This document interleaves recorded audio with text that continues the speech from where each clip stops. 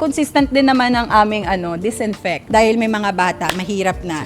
So ayan, napakaganda ng ating halamanan. Ito na. Ito yung pinaka inantay ko talaga before ako nag-house tour. Yung sinabi ko sa inyo na nagre-renovate, ayun, pinaayos talaga namin. So this is it, pansit. Nagpalagay ako ng panel boards.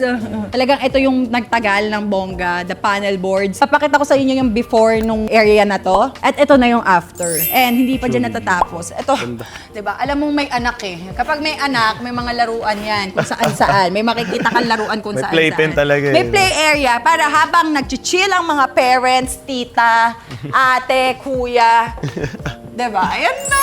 Ito talaga ang inanday ko. Ito ang pinroject niyang mare kong si Ginger. So big shout out, Ginger. Yes, I love you. great job, great yes. job. So dito, ayan. Bali-inspired siya naman. Yes, Bali Inspire. Ito yung sinasabi ko na parang napupunta kami sa ibang dimension sa loob ng bahay. Dahil dito, nagkaroon ng platform, lahat to ginawa lang talaga, lahat. Custom design. Custom designs, even the couch. Sobrang perfect. Talagang nakuha ni Ginger yung gusto kong mangyari doon sa chill area namin. Which is pagkatas mo kumain, pagkatas mo mag-bilyar, pagkatas mo mag-basketball, pagkatas mo mag-edit, manood ng movie, whatsoever na gusto mong gawin dito sa baba, pwede kang mag-chill dito and hindi pa yan ha. Oo, maraming mga heart-to-heart talk. And ang salam mo, ang sarap dito mag-podcast, ang sarap mag-sit-down vlog, ang dami natin pwedeng magawang activities dito. Kahit nga birthday, parang tingin ko kung magbe-birthday ako, yung pandito na lang. So ayun na, parang ano na talaga ako.